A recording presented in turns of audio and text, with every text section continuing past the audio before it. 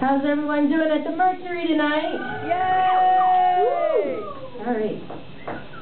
So, for some of you who don't know me, my name is Manea, and I got a new camera. You're not censored. Do you want me to fix this? Yeah. And I did my first YouTube video ever this week.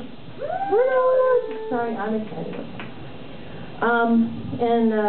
The other thing is that I'm very busy. I'm a full-time student at Metro.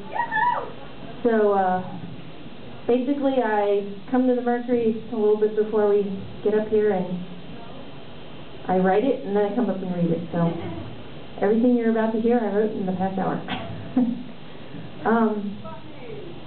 Yes, this is spontaneity. This first one is called Watching or Participating. I'm going to do it first because you guys kind of like set me up for it. It's really awesome. The dead still wander the streets, though the water has receded. It never truly stops threatening to break the levees again. The poor dead bemoan the living. We did nothing. We trusted fate.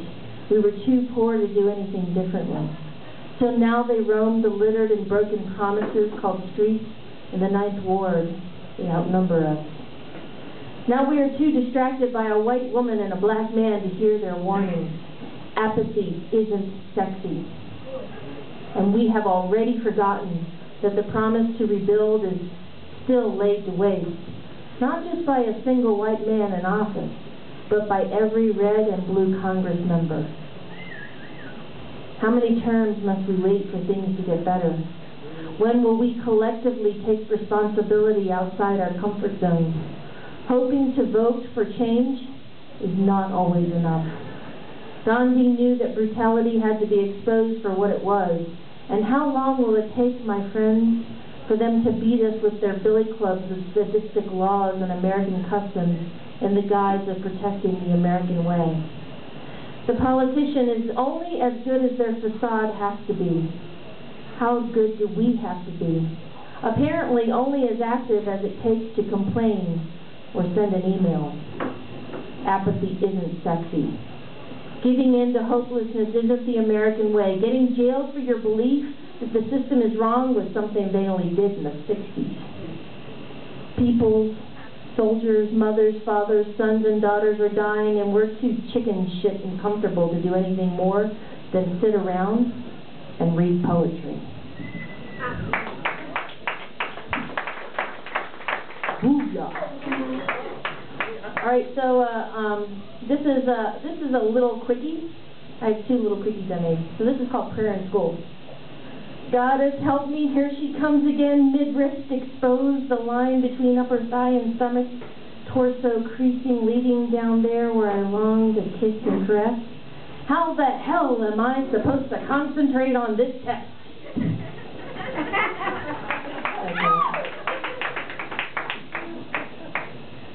Some of y'all can relate. That's good. So this is called Today's Dream. Brightness bold as soft reds like those petals touching sensual surfaces that turn black or violet depending on which way you go. And I go both ways. And a few ways still yet to be named, and there are no earth words for the colors I see without a body, for the emotions felt without an earth to put them into context. There's no enculturation for the unseen, and yet we are unseen by those who cannot conceive us.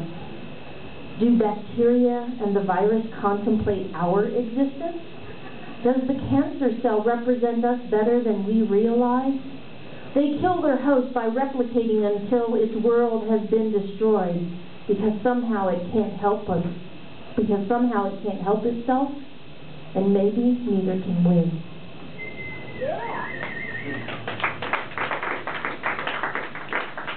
All right, so this is another quickie. This is called Pink Irony. Skull and bones, and that skull with furrowed brow stares back at me, carved in pastel pink of Barbie. What irony that Iron Maiden married Ken's girlfriend.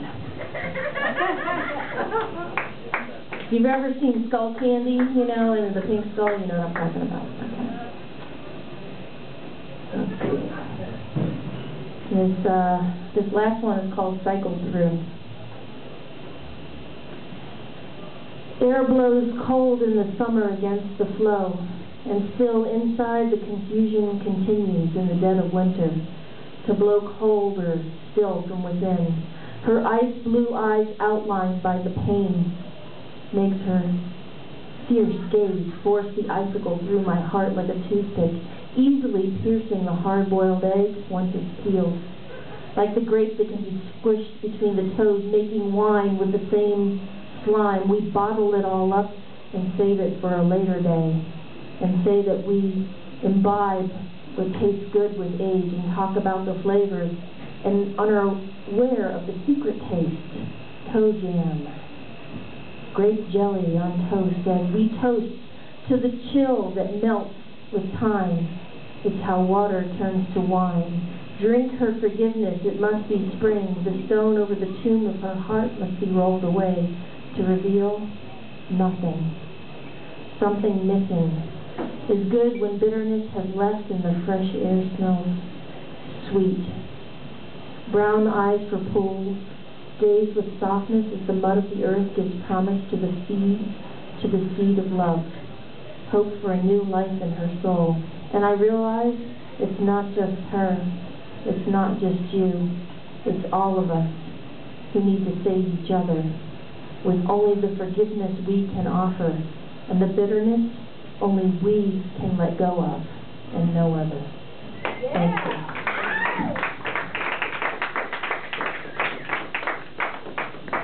Stop.